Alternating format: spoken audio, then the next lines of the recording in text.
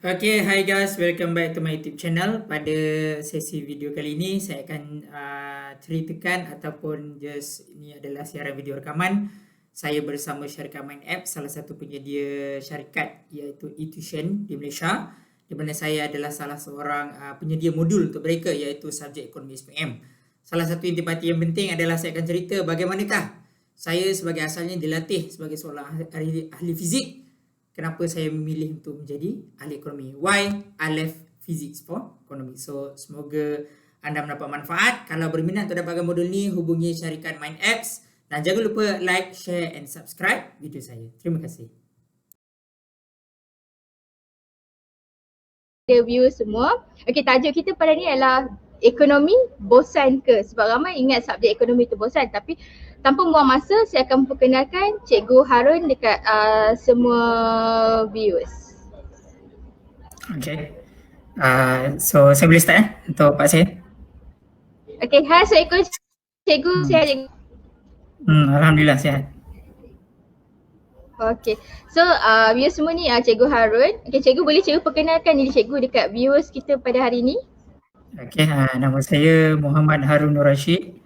Saya berkelulusan ijazah sarjana muda dalam bidang fizik dan ijazah sarjana master dalam bidang ekonomi lah. Sekarang saya berkhidmat di Kementerian Kewangan Malaysia di kawasan Putrajaya sebagai pegawai tadbir dan diplomatik. Okey, susah tu Cikgu nak jadi pegawai tadbir dan diplomatik, banyak kursus, banyak ujian untuk punya proses dia agak panjang lah. Contohnya kalau macam sekarang mungkin ada antara yang menonton video ni mungkin satu hari nanti berminat nak menjadi seorang pegawai tadbir dan juga diplomatik. Prosesnya sekarang adalah awak kena daftar dengan SPE, Suruhanjaya Perkhidmatan Awam. Kemudian kalau terpilih anda akan dipanggil ke peperiksaan online dulu. Lepas daripada peperiksaan online, kita akan buat physical assessment. Physical assessment maksudnya dari segi kesihatan tubuh badan semula. Selepas itu adalah proses PAC, PTD Assessment Center, akan menilai dari segi macam mana cara awak bercakap, macam mana cara berkelakuan. Habis tu barulah pergi ke proses interview. Okay, kalau interview lepas so, belum masuk kalau interview lepas. Kalau interview lepas, anda akan ditawarkan ke program yang kita panggil sebagai setakat ni dipanggil sebagai kursus cadet, iaitu kira-kira 10 bulan lah sekarang. So lepas awak habis 10 bulan tu barulah awak akan masuk ke Perkhidmatan Awam sebagai M41. So total kalau ambil masa tahun tu lebih kurang setahun lebih jugalah awak habiskan masa dekat situ. Sebab kita nak pilih yang kata cream of the cream, iaitu terbaik dalam kalangan yang terbaik. Ya. Okay, so Cikgu, taklah macam nak dapat proses jadi pegawai diplomatik, ada 4 step. Macam saya pun selalunya step pertama pun dah susah nak lulus untuk exam. Boleh si Cikgu cakap sikit? Sebab ramai kat luar sana ada yang tahu bidang tugas pegawai diplomatik, ada yang tak tahu. Boleh Cikgu tahu tak terangkan sikit tentang bidang tugas pegawai diplomatik? Mana tahu bagi inspirasi dekat pelajar kat luar sana tu. Boleh. So basically bidang tugas pegawai tadbir dan juga kalau saya ringkaskan lah, tugas dia adalah kita akan mendarujui ke semua kementerian dekat Malaysia.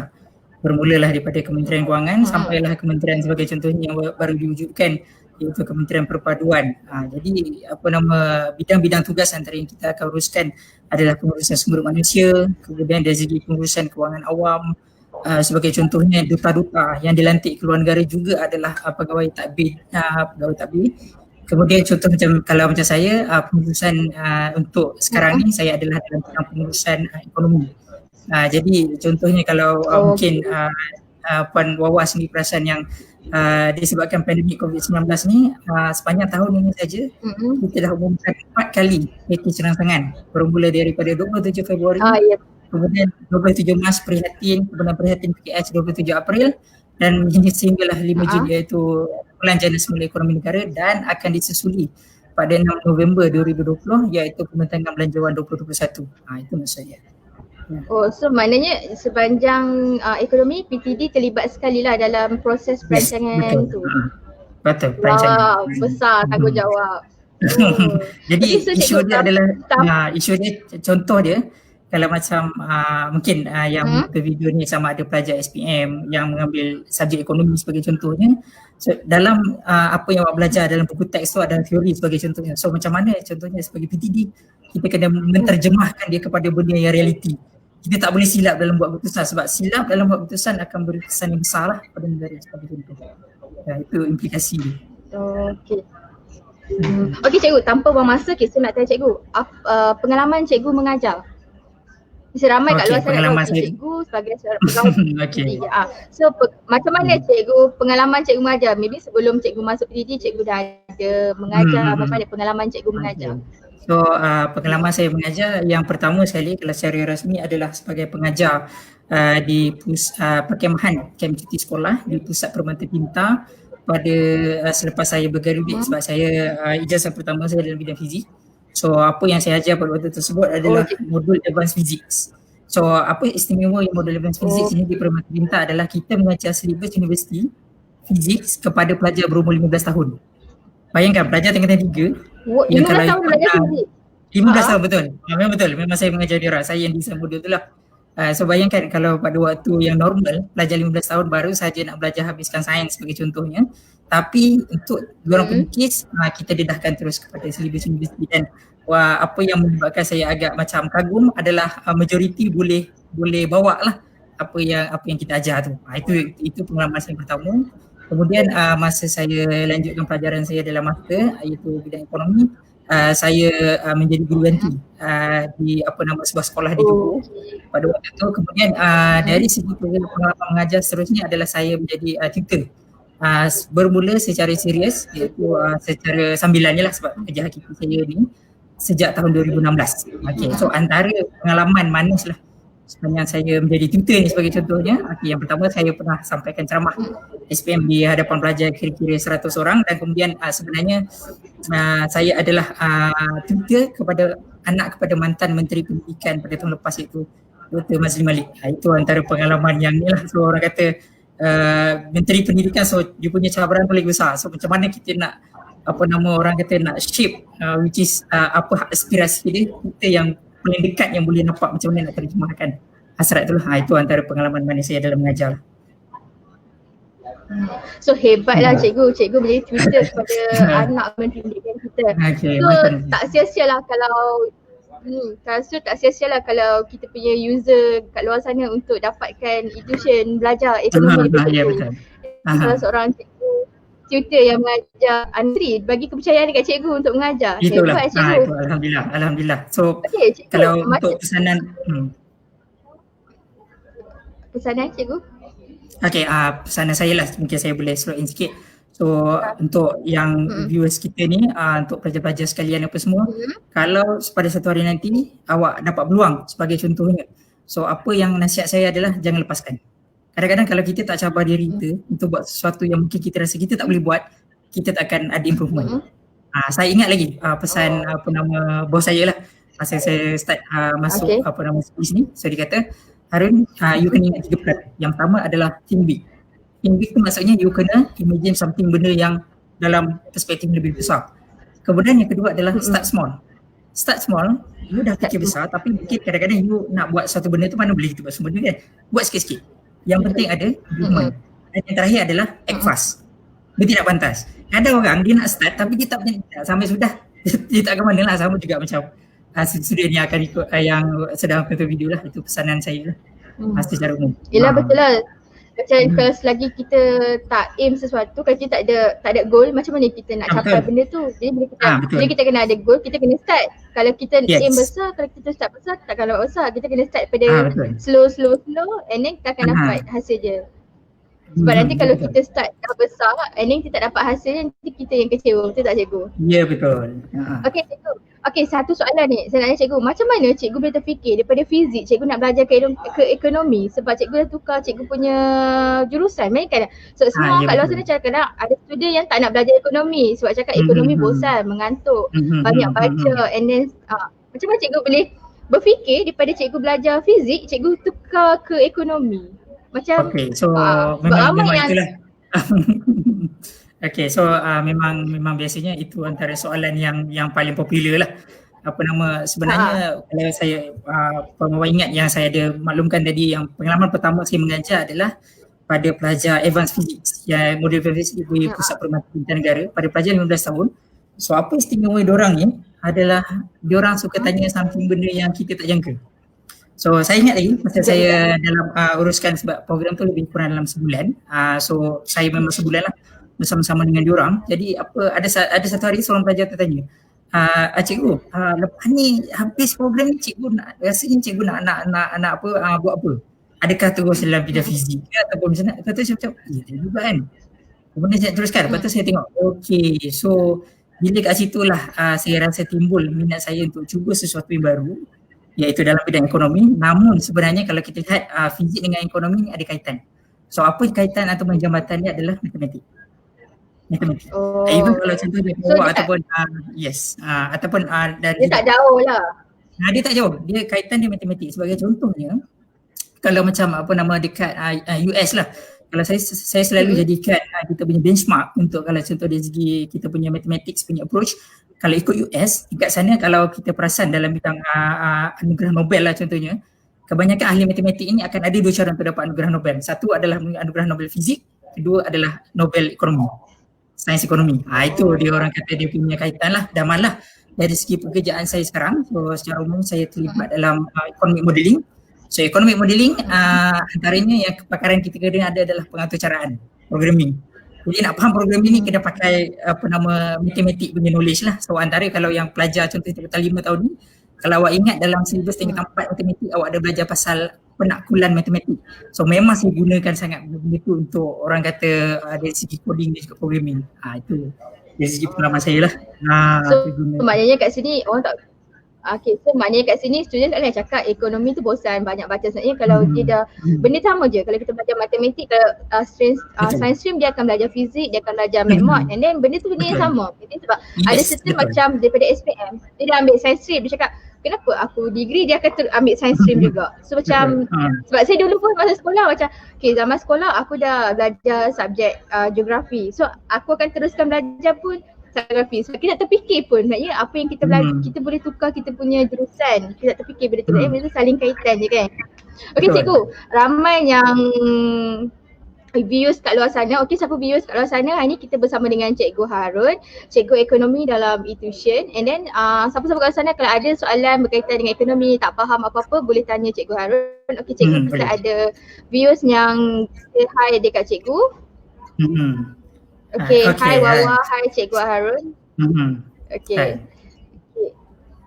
Good day Cikgu Harun daripada Suganti. Okay, daripada Syamin Izzat. Okay, Syamin. Okay, hi Wawa dan Cikgu Harun. Okay, Miss Usha. Good morning Wawa, Cikgu Harun. Typo kat situ. Okay, hi Miss Wawa dan Cikgu Harun daripada Fadilah Ismail. Okay, hi. Okay, daripada Sita, hi. Okay, untuk viewers kat luar sana, siapa yang baru tonton live ni, maybe ada yang tengah lunch kat luar sana. Okay, sambil lunch boleh lah tengok kita punya video live sekarang, kita bincangkan ekonomi tu bosan ke ekonomi, sebab ramai tak tahu subjek ekonomi tu macam mana. Okay, ini daripada saya sendiri pun, saya keliru cikgu, antara ekonomi dengan bisnes tu dia saling kaitan ke dua cabang berbeza? Okay, so ini antara soalan yang baik dan juga soalan yang popular lah. Okay, so saya boleh katakan ekonomi dan juga perniagaan ni, ekonomi boleh dikatakan sebagai akar dan juga perniagaan ni adalah dia penyedahan dia, ataupun yang kita nampak dekat tanah tu adalah perniagaan, yang dekat akar bawah tu adalah ekonomi. So bayangkan kalau contohnya so maksud dia contohnya kalau saya gunakan analogi macam tu, so tanpa akar pokok tu tak boleh hidup. Tapi kalau ada akar saja, dahan dia yang kita nampak dekat atas tanah tu tak ada pun tak berguna juga. Sebab itu dia memerlukan antara satu sama lain lah. Dasar dia punya asas adalah ekonomi dan dia punya kesinambungan adalah perniagaan. Sebagai contoh je, kalau kita tengok dalam konteks hari ini, kita tahu yang wabak pandemik COVID-19 telah menyebabkan orang kata penurunan dari segi KDNK untuk Malaysia lah, contohnya yang ketara. Contohnya Bank Negara Malaysia meramalkan bahawa pertumbuhan ekonomi sekitar untuk tahun 2020 adalah sekitar negatif 2% hingga ke 0.5%. dan juga ini selari dengan anjuran daripada World Bank dan juga International Monetary Fund. So apa implikasinya adalah bila akar tu sebagai contohnya ekonomi dalam konteks ni kita berhadapan dengan beberapa krisis, so akan menyebabkan perniagaan juga terjejas. Jadi kalau puan bawa perasan, contohnya sebab itu saya sangat menyokong inisiatif Intuition ni. Sebab apa? Sebagai contoh, kalau kita masih lagi bergantung pada kaedah tradisional, iaitu contohnya bisnes nak kena ada kedai fizikal, kalau contohnya dari segi kelas nak kena ada face to face, dengan masalah COVID-19 kita nak elakkan apa nama orang ni berjumpa sebab kita tak tahu sama orang tu ada simptom ke tak. Bayangkan kalau kita benarkan untuk kata mass gathering, tiba-tiba ada seorang yang kena suspek, terus dah 250 dah orang tu kena cek juga. Itu implikasinya sebenarnya yang kita belajar daripada pengalaman pada bulan Februari yang lepas lah. Jadi implikasinya kalau saya bagi contoh tadi, dahan dan juga akar adalah apabila akar itu bermasalah, maka dahan juga akan menerima kesan iaitu dari segi perniagaan. Sebab itu apa contohnya langkah yang kerajaan buat, contohnya untuk memberi kesinambungan ekonomi dan juga perniagaan itu adalah dari konteks kita memberikan inisiatif-inisiatif yang tertentu. Sebagai contohnya dalam Geran Khas Prihatin, kita berikan apa nama GKP sebanyak 3,000 kepada syarikat-syarikat ini dan saya harap syarikat MindApps juga antara syarikat yang mendapat manfaat lah daripada inisiatif ini. Kemudian kita berikan bantuan program subsidi sebagai contohnya. Sebab apa? Kita tahu bila dalam keadaan perniagaan yang terjejas, bisnes-bisnes akan menghadapi masalah untuk deal dengan fixed cost. Kos tetap. So saya pastilah kalau belajar yang ambil ekonomi 3 tahun 4 sebagai contohnya, mereka tahu kos tetap itu apa. So kos tetap ni antaranya adalah bayaran gaji pekerja. Jadi kita tak nak pekerja ni gaji itu dikurangkan. So apa yang kerajaan buat adalah kita bantu dari upah itu, kita bagi subsidi sedikit. So syarikat boleh kurangkan dia orang punya apa nama kos tetap dan pada masa sama pekerja tadi masih boleh berbelanja seperti biasa. So bayangkan kalau dalam krisis ini sebagai contohnya, kalau kita katakan hubungan ekonomi dan perniagaan itu semua orang berjimat. Apa implikasinya adalah ekonomi hidup. Kan semua betul tak belanja. So perniagaan kata kita tak boleh ni, kita tutup dulu kan. Semua dah tutup So maknanya kalau saya rasa sebab tu kerajaan bagi bentuk kewangan dekat rakyat supaya rakyat boleh berbelanja guna tu, and then kedai-kedai ataupun supermarket still boleh rotate dia punya duit. Kalau contoh kita rakyat tak ada duit, tak bekerja, tak ada duit, and then macam mana nak berbelanja, macam mana proses jual beli tu nak berlaku? Betul. So sebenarnya Puan Wawa dah bantu menerangkan macam mana nak belajar ekonomi dengan menarik lah. So daripada penceritaan macam ni lah sebagai contoh dia. Itu dia punya contoh. Betul. Sebab benda tu macam benarnya sebab orang ramai yang tak tahu sebenarnya subjek ekonomi ni ada kaitan dengan kehidupan seharian kita kan cikgu kan. Sebagai contoh paling besar kita tengok apa yang berlaku sepanjang MCO ni. Kita nampak dah kesan ekonomi tu dengan kehidupan seharian kita. Okey cikgu. Hai semua viewers kat sana, siapa yang tengok sekarang, kita sedang bersama dengan Cikgu Harun. Okey, sebelum saya terus ke soalan yang seterusnya. Okey, apa pendapat cikgu tentang pembelajaran atas talian? Okey, pada pandangan saya pembelajaran atas talian ini adalah sebenarnya revolusi yang memberi nafas baru pada dunia pendidikan hari ini. So sama ada kita suka ataupun tidak, kita perlu seiring lah dengan apa nama perkembangan ini. Sebab kalau sebagai contoh saya boleh katakan dengan pembelajaran dalam talian atau atas talian sebagai contohnya, walaupun awak berada di Perlis tetapi awak masih boleh mengikuti lagi kelas saya macam biasa sebagai contohnya. Itu yang isu yang kita nak nampakkan macam mana dari segi proses pembelajaran atas talian ni akan membantu dari segi kalau sebelum ni kita kata kalau tak face to face kita boleh belajar ni. Tak ada sebenarnya. Kalau sekarang ni baru kita nampak rupanya kalau tak face to face pun boleh belajar. Itu yang sebenarnya kita nak ni lah. Kalau tak orang yang dekat Perlis, payah lah. So, takkan saya duduk berjaya nak ni kan. Itu juga contoh yang kita boleh nampak yang paling mudah lah. Sebenarnya bila kita belajar atas talian ni maknanya macam cikgu mengajar dekat Intuition, cikgu dekat KL. So maknanya ada student cikgu yang dekat Kelantan pun boleh belajar pada cikgu. Tak semestinya dia akan datang dekat cikgu untuk belajar, tapi dengan menonton video cikgu dia boleh belajar juga. So worldwide lah benda tu kan cikgu kan? Betul. Okey cikgu. Okey macam kita balik-baliklah soalan macam kita cakap lah subjek ekonomi, macam saya cakap tadi subjek ekonomi ni berkait rapat dengan kehidupan seharian. Maybe cikgu boleh terangkan dengan lebih, maybe ada yang kat luar tahu macam mana subjek ekonomi ni berkait rapat dengan kehidupan seharian kita. Okey. Tadi kita dah bagi contoh ada. Betul. Okey, sebenarnya sangat berkait rapat lah. Kalau kita telusuri sendiri makna ekonomi tu, kalau mungkin sesiapa yang ingat lagi lah bila mereka baca buku teks 3 tempat, So makna ekonomi itu adalah kalau dari segi perkataan Greek adalah oiko dan ekonomia, ataupun kalau dari segi perkataan Sanskrit adalah pengurusan rumah tangga ataupun organisasi. So sebenarnya ekonomi ini adalah tentang pengurusan kehidupan, bagaimana kita melakukan. Contoh paling mudah kalau saya bagi contoh, contohnya kalau pelajar saya, awak ikut ibu bapa awak pergi ke pasar. Pergi ke pasar, jadi ayah awak contohnya kena buat keputusan. Berapa kita nak beli contohnya kalau ikan ataupun ayam ni supaya akan memastikan kita punya kebajikan keluarga ni terjaga dengan cara kita kenyang makan ayam tapi kita tak nak membazir. Sebab kalau dalam ekonomi contohnya kita guna je kan terus, so benda tu akan mengakibatkan pembaziran. Itu yang kita nampak dalam topik 3/4 sebagai contohnya. Dari segi macam mana nak faham keuntungan, kos, hasil bagi syarikat, itu aplikasi dia. Itu dari segi memang kehidupan lah. Memang ekonomi ni sebenarnya adalah tentang macam mana kita menguruskan kehidupan. Dan bagi konteks makro, kalau sebagai contoh kerajaan sebagai contohnya, of course dia akan jadi lebih complicated. Sebab apa? Kita bukan menguruskan kehidupannya beberapa orang. Dalam keluarga mungkin ayah itu perlu menguruskan, mungkin isteri dia iaitu ibu, dan juga anak dia mungkin sekitar 4 ataupun 5 orang, mungkin sekitar 7 orang saja, orang kata 7 kepala je kita nak uruskan. Ini kalau kerajaan contohnya ada 33 juta kepala rakyat Malaysia, so nak macam mana nak uruskan satu persatu. Itu sebagai contohnya. Kenapa ekonomi ni saya boleh katakan memang berkait rapat dengan kehidupan lah sebenarnya.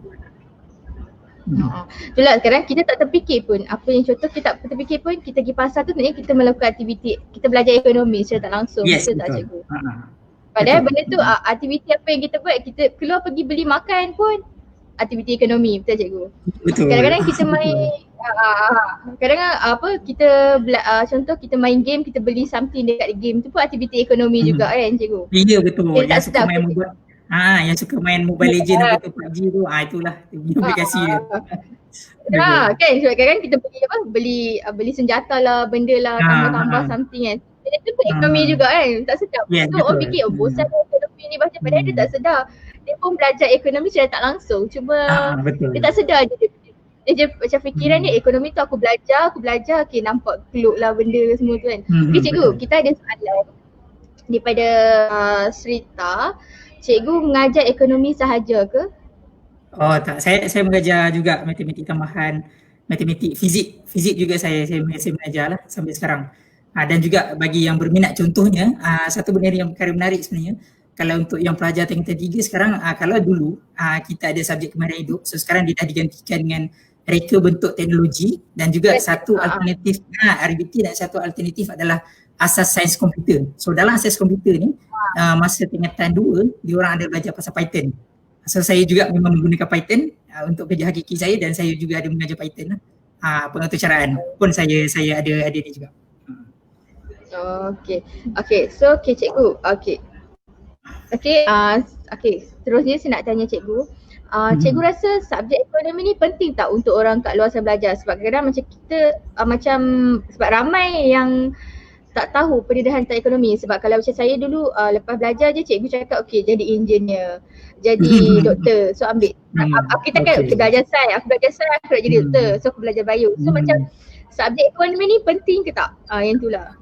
Bagus soalan tu memang sangat-sangat bagus lah sebenarnya. Saya memang menantikan soalan tu. Sebab bila kita nak menggalakkan orang belajar, kita kena terangkan kepentingan. Bila dia tahu penting, barulah dia minat kan. Kalau dia rasa tak penting, buat apa nak belajar kan. So sebenarnya kenapa kita penting belajar ekonomi? Supaya kita tak kena tipu.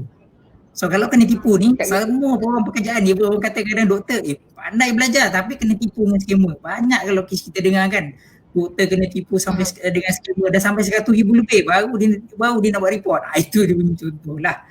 So dari segi aspek kalau orang kata penjelasan lebih mendalam, kenapa penting kita tak kena ditipu kan. Dalam contoh ekonomi contohnya kita boleh faham macam mana pengurusan syarikat. Kalau kita nak tengok dari segi kos, hasil, untung. Kemudian kalau kita nak tengok dari aspek yang lebih besar pula, contohnya macam mana negara ni, bagi contoh Malaysia lah, kita gunakan alat dasar ekonomi. Ini bagi siapa yang belajar dalam subjek tingkatan 5 akan belajar pasal alat dasar ekonomi. So ada 4 objektif makroekonomi kita nak capai. Yang pertama adalah guna tenaga penuh. Apa itu guna tenaga penuh? Maksudnya semua orang ada kerja. Kemudian dari segi kestabilan harga, maksudnya macam harga barang kita beli. Yang harga barang kita beli, kalau kita ingat dulu kuih pada zaman mungkin masa zaman belajar dulu kat sekolah, kalau ingat mungkin kuih pada waktu tu 20 sen sebagai contohnya sebiji kuih, tapi sekarang harga dah meningkat jadi mungkin 50 sen kan. Mungkin kalau kat bandar besar dah jadi 80 sen. Itu kestabilan harga. Dan harga meningkat tapi tak terlalu tinggi. Kemudian dari segi pertumbuhan ekonomi, apa manfaatnya kalau contohnya setiap suku tahunan kerajaan umumkan pertumbuhan ekonomi? Sebab bila pertumbuhan ekonomi itu ideanya adalah maka kerajaan akan ada lebihan duit yang boleh dibelanjakan untuk bantuan rakyat. Sebagai contohnya kalau ingat dulu dari segi macam bantuan-bantuan kita berikan dari segi bantuan sara hidup sebagai contohnya, itu konteksnya. Dan kemudian yang terakhir adalah kestabilan timbangan pembayaran. Itu antara objektif-objektif yang kita nak capai. Itu untuk memastikan supaya kita tak ditipu. So bayangkan kalau kita tak ada ilmu ekonomi, orang cakap apa? Oh iyalah. Tapi kalau kita ada ilmu, dia ni tipu je, dia ni cakap je lebih, tapi point tak ada. Itu yang best je.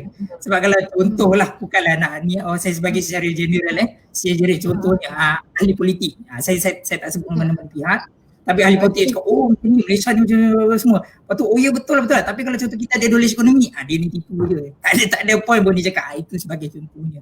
So itu yang pertama, penting supaya kita tak ditipu. Dan yang kedua adalah dari konteks untuk bantu kita buat keputusan.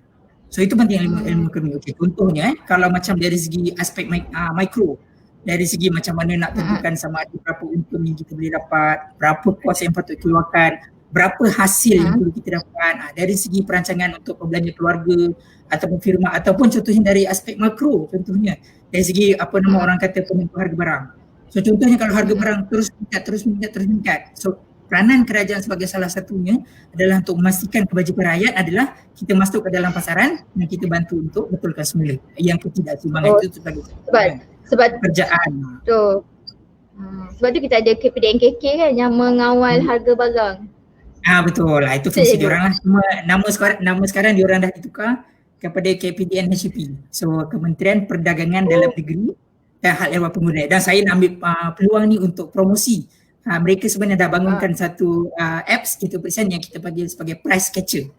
Price catcher ni dia lebih kurang macam kalau biasanya kita pergi ke shopping mall, kita akan buat survey barang harga kan. Tapi biasanya apa yang kita buat adalah kalau contohnya kita dah pergi dekat Tesco sebagai contohnya, kita tak akan keluar dari Tesco semata-mata nak pergi Ion, semata-mata kita nak beli barang yang harga tu murah. So bila macam tu apa yang diorang buat price catcher tu, dia bandingkan terus harga. Dia ada banding secara harian, secara mingguan, secara bulanan ada. So instead of kita pergi secara fizikal, kita boleh tengok dulu. Itu sebagai contoh dia. So maknanya app tu just like dekat Apple dengan Google Store ada. Yes, ada. Betul, memang ada. Memang saya pun sebenarnya menggunakan. Kita nama app store ada. Saya boleh type tak kat sini? Saya boleh type kan? Private chat je. Boleh type kot. Okay. Price catcher. Okay, keluar price catcher.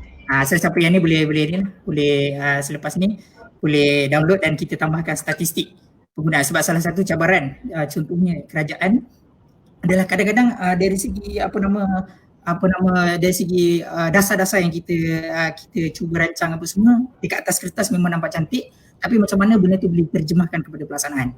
So kalau contohnya inisiatif tu ramai orang tak tahu, kita kena keep orang kata bagi promosi dari semasa ke semasa.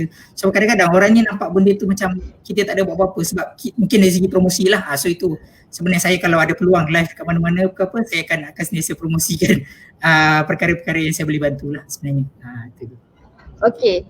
So viewers kat sana tadi kalau siapa yang ni adalah nama apps dia. Appsnya price catcher. So maknanya kat sini dah tak perlu pergi, contoh kadang pergi Giant, keluar Giant, pergi balik Tesco nak check harga. Betul. Yes, dia dah menjimatkan bayaran parking ni apa semua kan masa. Itu dia punya idea lah. So maknanya sebelum kita keluar pergi shopping, kita boleh check dulu ke apps tu kan cikgu kan? Yes, betul. Kita kena so maknanya sebelum keluar rumah pun ada so nampaklah fungsinya online. Betul. So macam online. So kita belajar pun secara online tu, nak check harga, nak shopping pun sekarang kita boleh check harga dulu sebelum pergi ke kedai. Nampak tak tu? Betul. Okay cikgu. Okay. So, ada kita soalan daripada viewers kita. Okay, soalan dia daripada Zuhairi Mansur. Apa pandangan cikgu apabila ramai dalam kalangan rakyat Malaysia yang kehilangan kerja akibat MCO ingin membuka bisnes secara kecil-kecilan, apakah kesan kepada ekonomi? Okey, bagus. Soalan ni pun sebenarnya antara soalan yang menarik lah. So, kalau contohnya rakyat dah hilang kerja, okay, saya boleh bagi contoh. So, apa yang langkah baik lah sebenarnya kalau kita nak buka bisnes kecil-kecilan ni, memang saya sangat sokong. Memang saya sangat sokong. Sebab apa? Okey, isu dia adalah kalau kita faham bila kita buka bisnes itu dari segi penawaran. Okey, bila penawaran, saya nak menawarkan khidmat saya, of course kena ada permintaan. Okey, itulah kenapa tujuannya kerajaan contohnya semasa pakej rangsangan perkhidmatan PKS, kita bagi bantuan 1,600 pada keluarga yang contohnya berpendapatan bawah daripada 4,000, antara 4,000 hingga 8,000 kita bagi bantuan 1,000. Yang bujang pun dapat, kalau gaji dia di bawah 2,000 dia dapat 800, antara 2,000 RM1 hingga 4,000 dia dapat 500, dan kemudian pelajar juga kita bagi 200. So saya memang kalau ada mengajar dekat mana-mana pun, saya memang menggalakkan, saya merayu pada pelajar saya tolong berbelanja. Bila awak berbelanja, automatik orang yang nak buka bisnes kecil-kecilan ni akan ada pendapatan. So bila yang kita buka bisnes kecil-kecilan ni ada pendapatan, apa implikasinya adalah dia boleh belanja juga dekat tempat lain. Itu yang sebenarnya yang orang kata kita nak bantulah. Okey, contohnya kalau saya bagi contoh sekarang, kalau saya ke mana-mana, okay, saya seboleh-bolehnya memang kan saya beli kat tepi jalan, saya beli kalau daripada makcik atau makcik yang jual dekat gerai tepi jalan tu. Okay, kenapa? So, bila kita beli makanan daripada dia boleh dapat duit dan duit tu dia boleh belanjakan. Dan akhirnya duit itu akan berpusing dalam ekonomi. Sebab itu kalau macam inisiatif, kalau kita nak buka bisnes kecil-kecilan tapi tak ada sokongan daripada permintaan pun tak akan membantu. Sebab itu yang pertama sekali kita kena galakkan orang berbelanja. Sebab kalau contohnya orang buka kedai, saya buka kedai tapi masing-masing buat apa kita nak beli pada orang lain, yang penting orang lain beli pada kita. Tapi sebenarnya kalau tak ada orang lain, tak ada tanamkan sikap membeli, maka apa akan jadi adalah akhirnya implikasinya bisnes ni tak boleh nak hidup.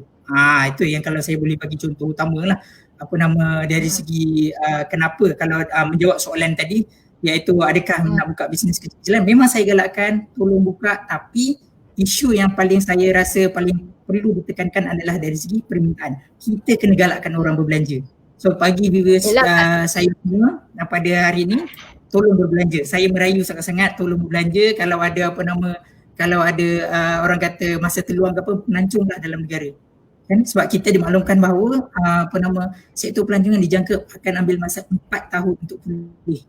Tapi kita sebagai rakyat Malaysia, kita buktikan kita boleh dapat capai lebih cepat daripada itu. Kita sokong pelancongan domestik kita. Dan saya percaya rakyat Malaysia boleh. Ya, betul. Sebab sekarang pun saya tengok dekat Cameron Highland pun ada jam, dekat Langkawi pun ada jam. Rakyat Malaysia pun dah keluar bercuti stres 3 bulan kat rumah. Yes. Pada masa yang sama SOP kena ikut lah. Macam sekarang dulu kita ada frontliner, kita ada frontliner, kita ada doktor, kita ada polis. Sekarang kita sendiri frontliner, betul tak cikgu? Tapi cikgu, kita nak tanya cikgu sesuatu. Kita tahu belajar, ramai kat luar sana cakap belajar ekonomi tu bosan, belajar ekonomi tu mengantuk.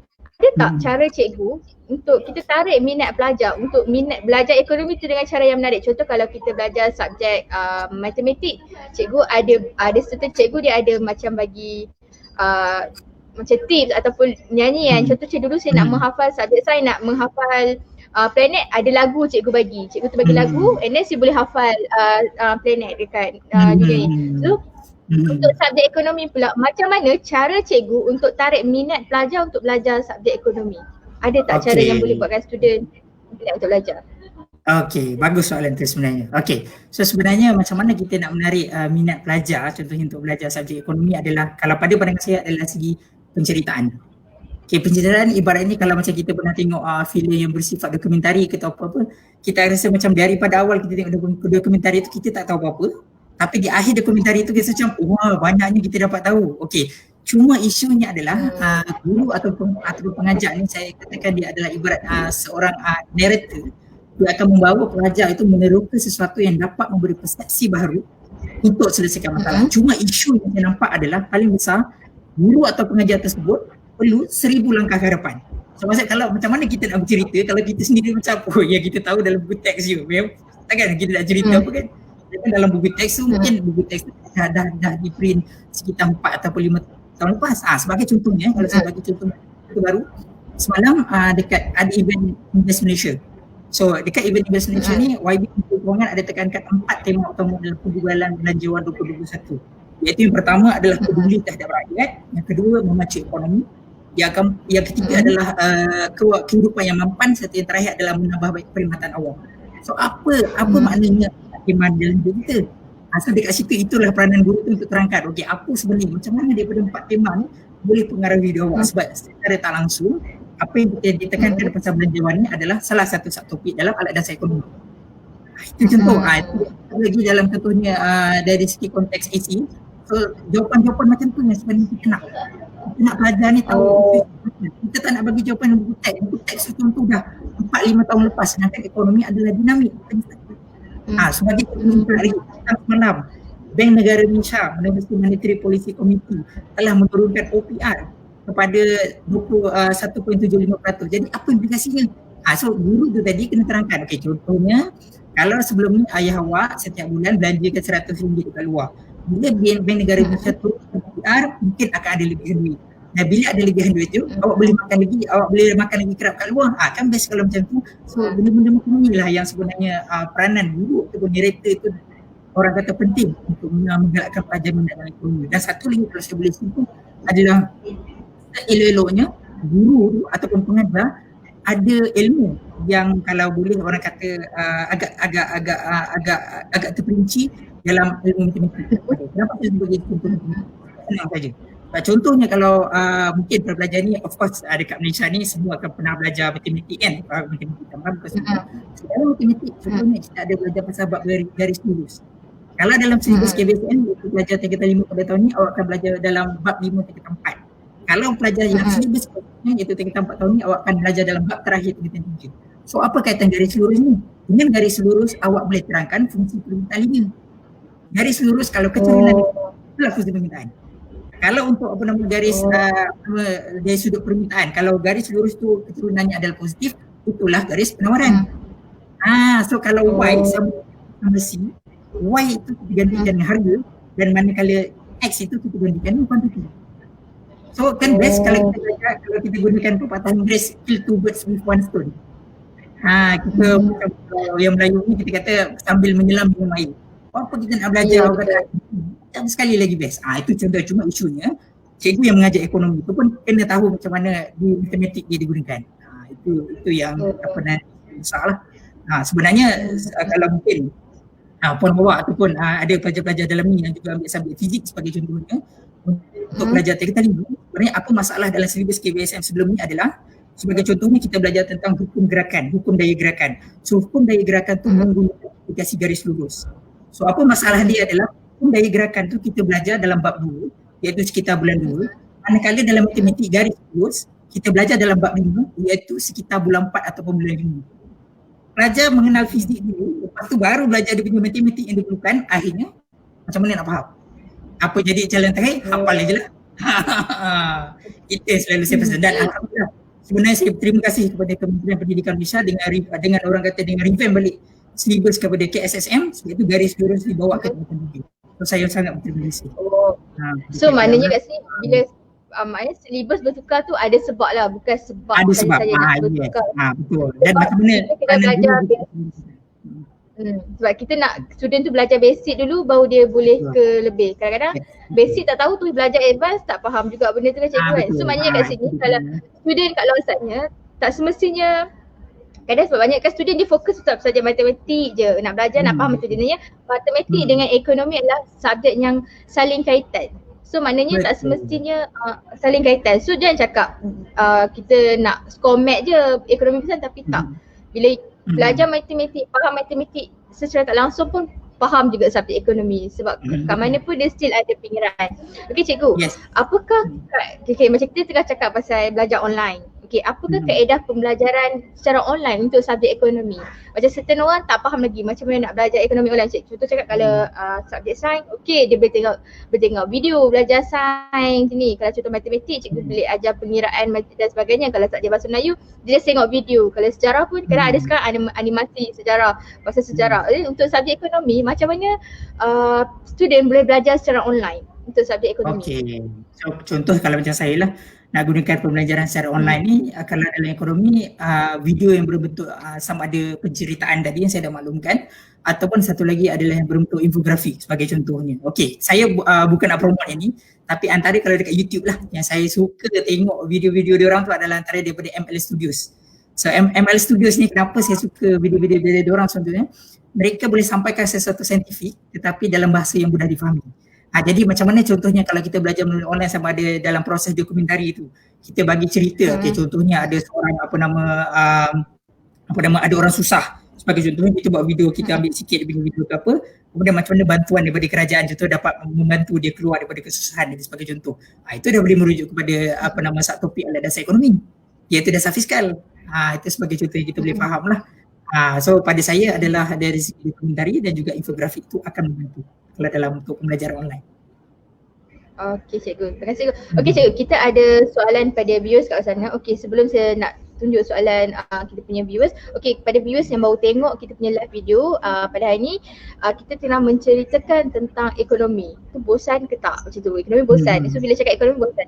So kita nak mengupas isu bahawa subjek ekonomi tu tak bosan pun. Subjek ekonomi tu ada kaitan dengan kehidupan seharian kita. Okey, sekarang saya akan tunjukkan ada soalan pada viewers. Okey, cikgu, ada tak kaitkan tentang keadaan ekonomi sekarang ni dalam sesi pengajaran cikgu? Oh ya, memang saya kaitkan. Setiap hari, setiap bulan yang saya mengajar, apabila data-data ekonomi berubah, keadaan ekonomi berubah, saya akan gunakan contoh-contoh yang semasa lah. Itu dari segi orang kata macam mana kita nak bagi sesuatu yang berbeza. Sebab kalau saya gunakan contoh yang 4-5 tahun lepas, keadaannya mungkin dah tak sama macam sekarang.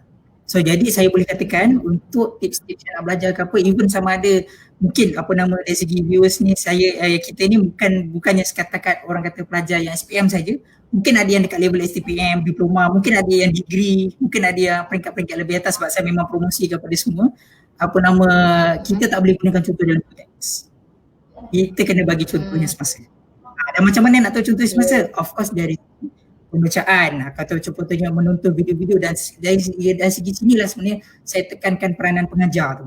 Pengajar nak bagi pelajar minat, memang dia sendiri kena ke hadapan, dia sendiri kena tahu kenapa benda tu dan kemudian kait dengan contoh-contoh yang semasa. Itu dia punya. Sebab kalau dia tak terangkan, pelajar tak tahu. Even saya pun sebagai contohnya yang macam saya terangkan pasal contohnya isu gizi tadilah yang hukum daya gerakan tu, masa saya belajar lepas saya tak tahu. Bila saya dah start mengajar sendiri, baru saya macam, oh yelah, dulu tak pernah benda, tapi dah kalau yelah cikgu kita tak bagi tahu, takkan kita nak tahu. Itu dia punya contoh lah kat situ. Betul cikgu, sebab kalau kita belajar, kalau kita ambil contoh tu dengan keadaan sekeliling kita lagi cepat ingat, betul cikgu? Okey, macam dulu macam saya nak hafal bulan yang yang 30 dengan 31 kan ada beza nak hafal benda tu subjek math kan. So kalau untuk yang bulan yang ada 30 tu cikgu saya ajar hafal anak Jamil sangat nakal. So dalam kelas ni ada bapa nama Jamil. So cikgu cakap anak Jamil sangat nakal. Oh, anak Jamil, saya ingat April, Jun, September dengan November 30 dia tahu. So kita kena kaitkan dengan isu semasa keadaan sekeliling supaya kita lebih faham benda tu. Betul tak cikgu? Okey cikgu. Okey. Bagaimana dengan belajar ekonomi ni kita dapat membantu menangani isu semasa. So macam tadi cikgu, saya tahu sebelum ni cikgu dah terangkan dah pasal MCO, boost dan sebagainya. So maybe ada viewers kita yang terlepas ataupun ni soalan ni untuk maybe yang ni cikgu boleh tekankan lagi mendalam macam mana ekonomi tu dapat membantu menangani isu-isu semasa.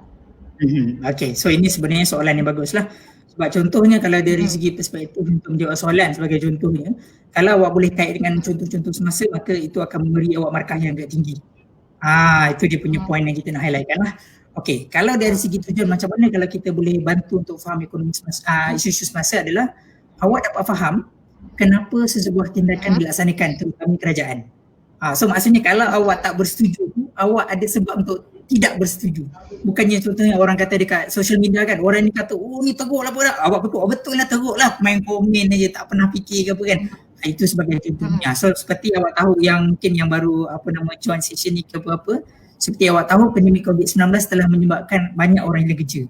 So jadi apa yang kerajaan buat? Total banyak. Contohnya macam pakej rangsangan ekonomi prihatin, keluarga dapat 4,000 yang bawah daripada 4,000 pendapatan dapat 1,600, antara 4,000 ke 8,000 dapat 1,000. bujang dapat 500, dapat 800, pelajar universiti dapat RM200, prihatin PKS pula dapat grant khas prihatin sebanyak RM3,000.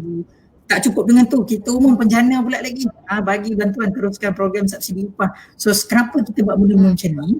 Semua ni sebenarnya adalah untuk memastikan kita berbelanja.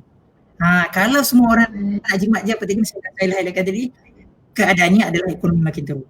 Jadi dalam keadaan sekarang, kalau awak ada ilmu ekonomi, awak akan faham, rupanya bila dalam keadaan sekarang, kita kena berbelanja. Walaupun dalam keadaan orang kata bukanlah kita berbelanja secara boros, tapi kalau semua orang ada inisiatif untuk berbelanja, barulah bisnes yang kecil-kecilan ni boleh hidup. Bayangkan kalau semua orang kata, kita jangan beli makanan kat luar lah, semua masak kat rumah. Apa akan jadi? Sektor makanan pula akan terjejas. Itu isu dia. Betul lah Tuan. Okay. And then sebagai contoh, kalau kedai makan tak buka, isi rumah. Kalau kita masak untuk isi rumah, kita akan beli secara bandel banyak, betul tak cikgu? So bila kedai makan buka, dia akan beli barang secara bandel. So maknanya pembelian akan lebih tinggi. And then pengeluaran duit pun lagi banyak lah, betul tak cikgu? Contoh kalau cakap, sebelum ni kedai makan, kita tengok macam sepanjang tempoh MCO, mula-mula kita buka pasar raya je. Lepas tu kita buka kedai kecil-kecilan. And then kemudian kita buka kedai makan. And then sekarang kita buat sektor pelancongan. Sebabnya setiap benda yang berlaku tu kerajaan dah tahu, dah atur dah. Kena buka satu tu sebab sekarang ada certain orang yang tak faham. Dia cakap kenapa nak kena bagi orang pergi bercuti, sebab benda tu macam kita tahu sebelum ni suruh duduk rumah. And then tiba-tiba suruh pergi bercuti. Bagi peluang buka shopping mall. Ada banyak bunyi-bunyi cakap. Ya betul lah. Kenapa kena buka shopping mall, kenapa? Sebab orang ramai, so orang tak faham. Tapi sebenarnya benda tu kita buka supaya kita ada permintaan, betul cikgu? Betul, supaya ada permintaan. So bayangkan kalau kita kata kita terlalu risaukan kesihatan, mungkin saya boleh tambah sikit. Kalau contohnya awak terlalu risaukan kesihatan, awak kena fikir juga ada sesetengah orang yang memang hidup dia bergantung dengan pendapatannya dia dapat secara harian. So bantuan 1,600 tu kita tak boleh katakan bantuan berterusan. Itu mungkin ditahan paling maksimum 2 bulan. Sebab itu pada 1 Mei tempoh hari, pasal peruntukan hari pekerja, Perdana Menteri terus umumkan yang pada 4 Mei kita akan buka sektor ekonomi secara beringkat. Sampailah sekarang kita slowly buka dan dibuka. So, untuk manfaat semua orang lah, itulah gunanya ilmu ekonomi untuk faham isu semasa. Kalau awak tak ada ilmu ekonomi, awak akan komen tanpa bagi ilmu. Seorang kata kalau beramal tanpa berilmu ni ada ni lah, orang kata dia macam tak apa cantik lah. Itu maksudnya. Dia macam apa? Tin kosong lah cikgu. Ada pepatah Melayu cakap tin kosong. Yes, betul. Macam tin kosong. Betul. Yes. Okey cikgu. Okey, apa pendapat cikgu sebagai salah seorang cikgu yang buat video dalam e-tuition? Cikgu salah seorang cikgu dalam e-tuition. Apa pendapat cikgu tentang e-tuition ni? Bagus ke tak untuk belajar kat luar sana guna e-tuition? Parents kat luar sana, banyak parents macam tak percaya lagi pembelajaran atas talian. Apa pendapat cikgu tentang e-tuition ni? Okay, so pada saya sebenarnya e-tuition adalah satu revolusi yang baru. So orang bila kata perkataan revolusi ni, sebelum ni orang mungkin tak pernah nak terfikir. Sekarang kita nampak benda ni ada kepentingan. Sebelum COVID-19 mungkin kita sebenarnya tak pernah terfikir yang kalau macam kelas kat sekolah pun rupanya boleh je kita buat kelas secara online kan, orang kata atas talian. So bila kita guna e-tuition, so kita akan ada masa yang lebih fleksibel. Selain daripada itu kita boleh jimat minyak sebagai contoh. Kalau kita nak kelas fizikal nak kena hantar ke situ pergi. Kemudian mungkin dari segi awak, dari segi keluarga pelajar-pelajar ni sendiri, diorang boleh beli terus package wifi kat rumah. Share dengan satu family. So contohnya bukannya pelajar yang boleh belajar, silap-silap mak bapak diorang pun, parents awak pun semua boleh start meniaga online. Kan bagus tu. Semua orang dapat manfaat daripada sini kan. Daripada kita kita tak payah belilah, kita nak jaga keluarga kita je, akhirnya semua orang akan dapat kesan yang tak baik. Macam tu. Ya betul. Sebab kadang macam belajar, contoh kalau macam pelajar sekolah rendah atau PT3, dia nak belajar kadang dia tak faham cikgu dia ajar, dia kena akan minta tolong parents dia. And then parents pula dulu syllabus kan pelajaran kan sentiasa bertukar. And then parents tu boleh guna untuk belajar and then untuk dia ajar anak dia. Betul. Sebenarnya tuition ni bukannya untuk student, untuk anak je. Parents ni boleh guna untuk dia belajar, untuk ajar anak dia juga kan cikgu kan. Okey cikgu, ada tak tips untuk belajar ekonomi? Okey, senang sangat. Orang kata kalau dah sampai bahagian-bahagian tips ni bermaksud kita dah sampai 3/4 lah. Kalau orang kata tahun tu, kalau dah sampai tips tu kita dah sampai suku yang ketiga. So kalau dalam tips ni senang sangat. Okey, tips ni senang sangat. Okey, contohnya ekonomi ni bukan untuk dihafal. Jangan sekali-kali menghafal ekonomi, itu silap. Ekonomi juga bukan untuk sekadar menjawab soalan peperiksaan, kan? Ekonomi adalah hidup kita. It is our life. So contohnya, tak kala awak semua pelajar, kalau awak tengok buletin utama TV3 lah, biasanya contoh kalau waktu malam pukul 8 tu, bersama dengan keluarga awak, kesemua topik ekonomi ada dalam tu. Yang awak belajar pada tingkatan 4 sebagai terima, contohnya, semua ada dalam tu. So bincangkan dengan keluarga, tanya ayah awak sebagai contohnya, adakah perbelanjaan kita pada bulan ni surplus ataupun defisit? Adakah bil TNB, kalau baru-baru ni orang kata viral lah, orang kata banyak bil TNB yang naik sampai apa bunga. So adakah dengan peningkatan bil TNB itu menyebabkan dari segi belanjawan keluarga dah jadi defisit? Kemudian tanya pula ayah awak lagi, apakah perancangan ayah untuk meningkatkan pendapatan keluarga kita? Itu juga ekonomi. Tanya pula ibu awak, apakah perancangan ibu untuk orang kata untuk mengoptimumkan perbelanjaan keluarga kita. Mungkin ada selama ni golongan ibu contohnya beli aja barang daripada online kan, walaupun bagus tapi sebenarnya mungkin sampai satu tahap dia dah jadi macam baju. Itu yang kita tak nak kan. Okay, so dari segi itulah sebenarnya kita boleh faham juga macam mana dari segi untuk kita belajar ekonomi. Sebagai contohnya kalau parents itu adalah peniaga, so tanya pada ayah awak, adakah produk anjal ataupun tidak anjal? Apa implikasi kalau produk yang kita jual ni adalah anjal ataupun tak anjal. Itu dari segi satu. Kemudian satu lagi untuk tips belajar ekonomi adalah kita kena tahu isu-isu yang terkini. Okay, contohnya kalau cerita pasal pengangguran. Okay, data terbaru yang Jabatan Perangkat Malaysia keluarkan adalah pada April 2020 iaitu 778,000 orang telah menganggur. So peningkatan yang agak banyak berbanding dengan bulan Mac. Tapi kita memang jangka sebab apa? Sepanjang April 2020 full month PKP.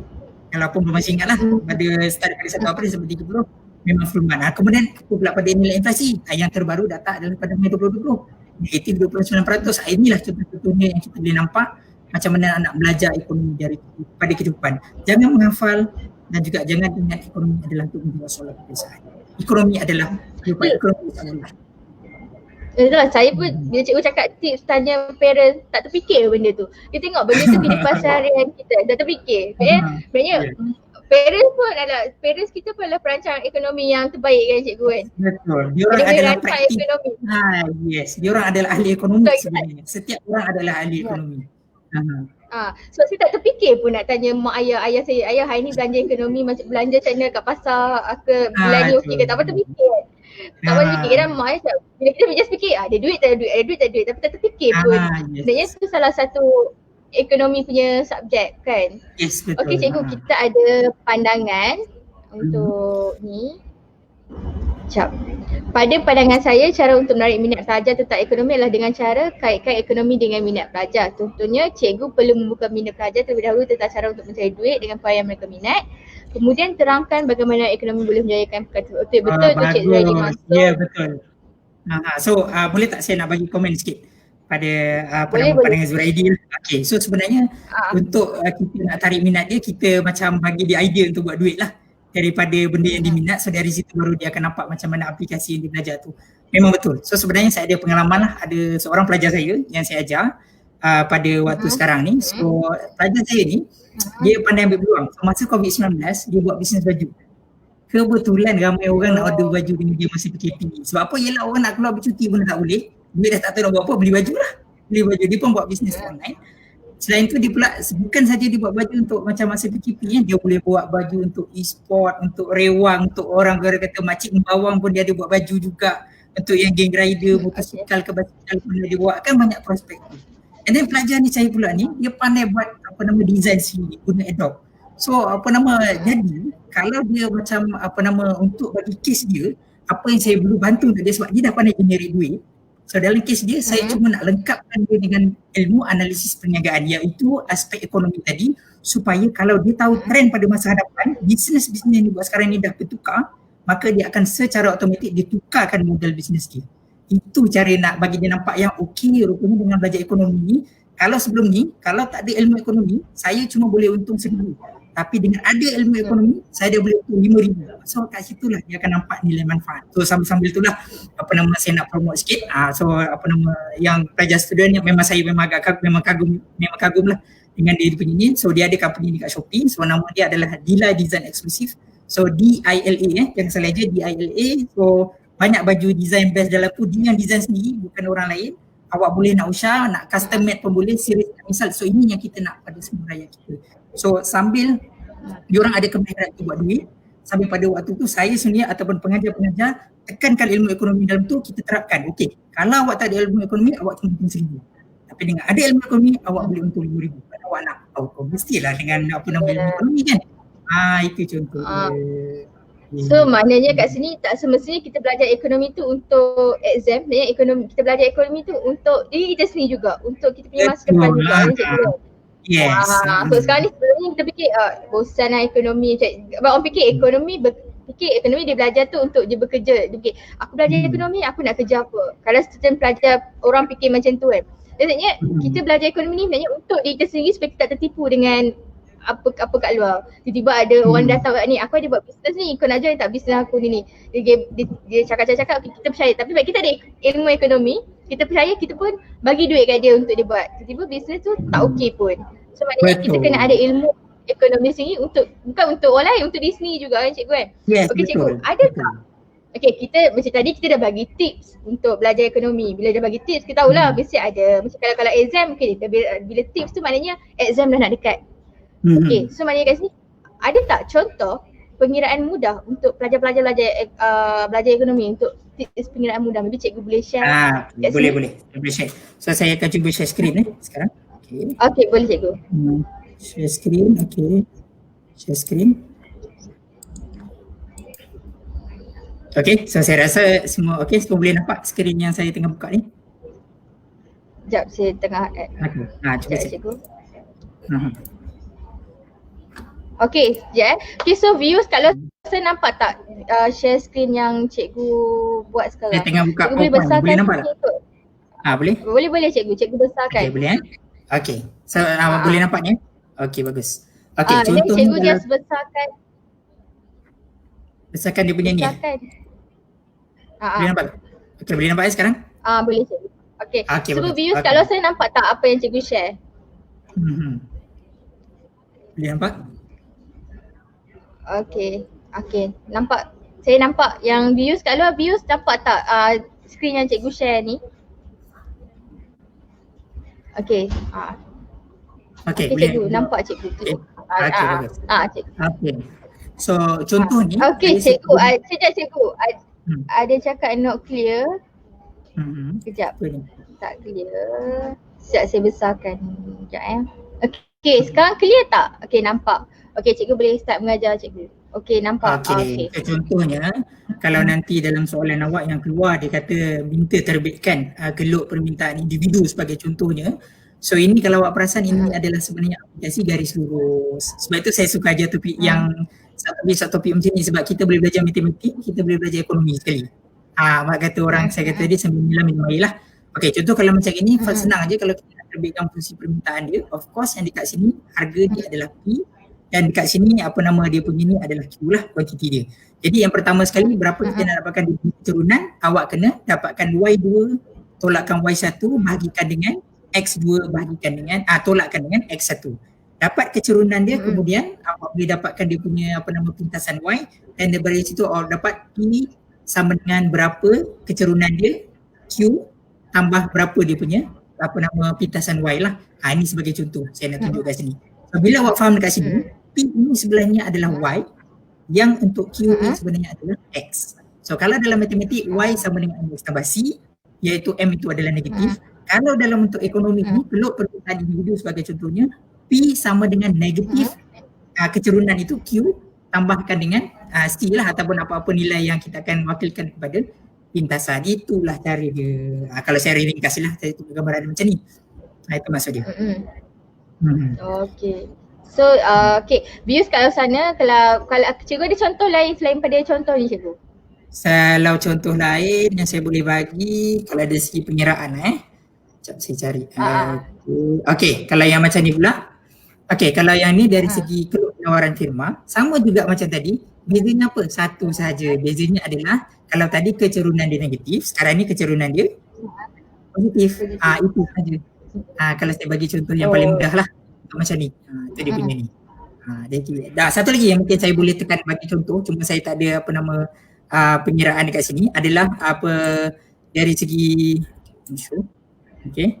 Satu lagi adalah apa nama contohnya, kalau mungkin bagi pelajar-pelajar yang nak faham berkenaan konsep inflasi sebagai contohnya. Kalau yang ada subjek matematik tambahan, itu adalah aplikasi nombor indeks dan juga jenjang geometri. Yang ini adalah spesifik untuk belajar tingkatan 5. Awak dah belajar nombor indeks dalam bab yang terakhir tingkatan 4 dan juga jenjang geometri awak belajar dalam bab pertama tingkatan 5. Aplikasi ini sebenarnya adalah pada topik inflasi. Satu topik inflasi untuk ekonomi lah. Memang nombor indeks tu contoh, dia bagi contoh tu adalah inflasi. Itu yang ramai pelajar tak perasan. Dan kalau saya mengajar memang saya akan buka sekali buku MAT. Kalau dia ambil MAT, kita tengok sama-sama contoh one by one. Itu dia punya kalau contoh boleh berikan secara ringkas lah macam tu. Okey, untuk viewers kat luar sana kalau nak tahu, nak belajar dengan lebih lanjut tentang ekonomi yang untuk dapatkan apa yang Cikgu Harun ajar, boleh dapatkan e-tuition combo SPM. Dekat situ kita dapat video pengajaran cikgu. So dekat video tu, kalau student tak faham, dia tengok ulang-ulang. Kalau tak faham, dia tengok ulang. Sebab tu bezanya kita belajar secara fizikal dengan secara online. Bila secara fizikal sekali tengok cikgu tu, tengok okey dah tak faham, nak kena tanya cikgu. So maknanya kat sini memang kadang cikgu ada student dia macam tengok bila cakap faham tapi sebenarnya dia tak faham. Tapi bila kita tengok video, kita tak faham, kita boleh tengok balik cikgu kan, boleh ulang-ulang sampai faham. Yes, dalam video saya memang saya bagi contoh semasa lah.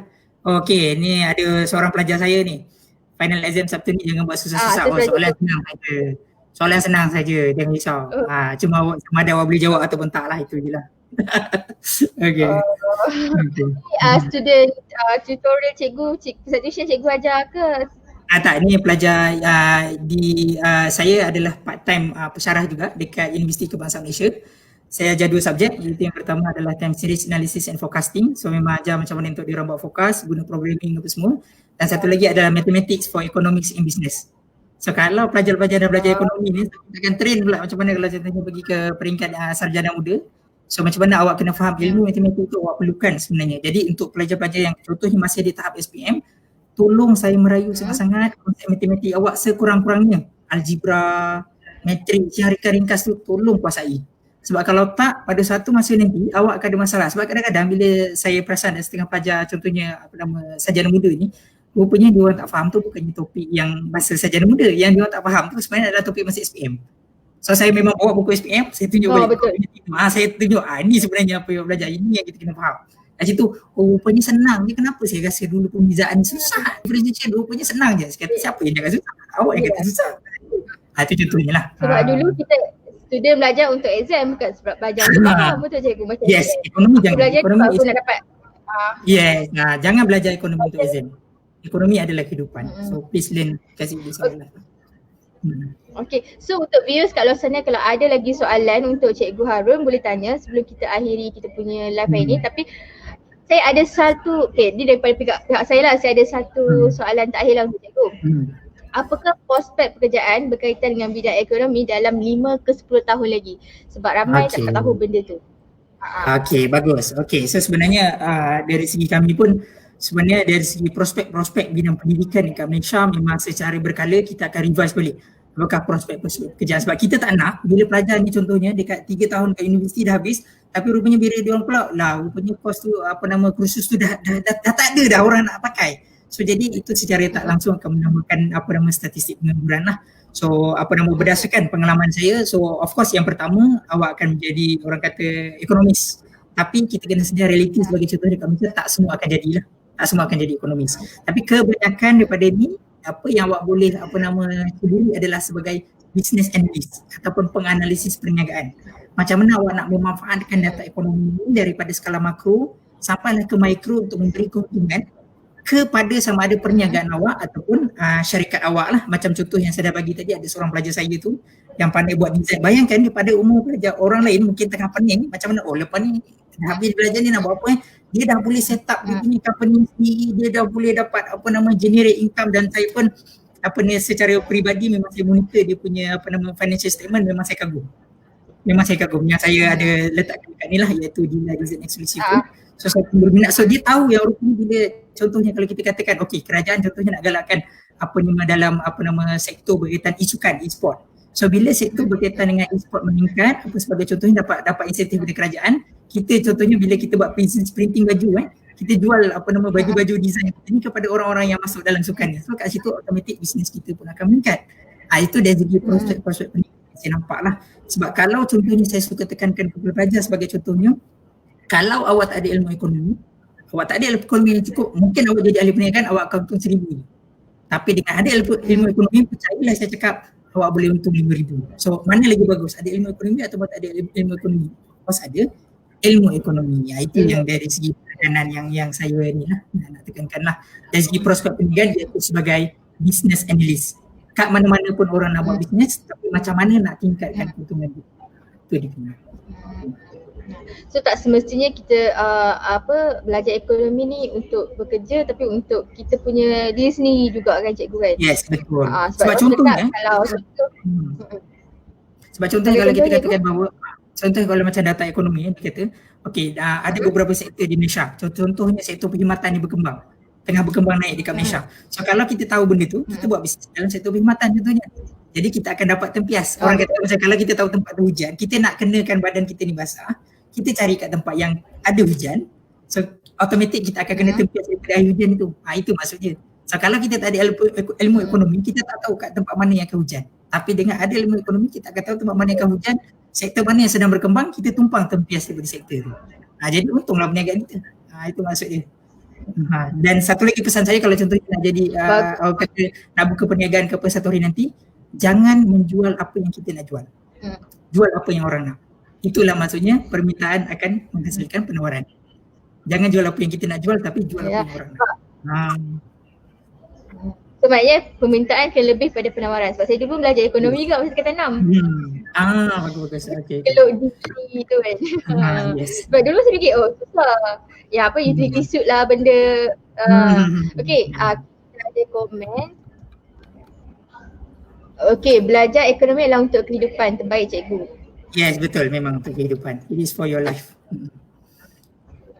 So, komen seterusnya.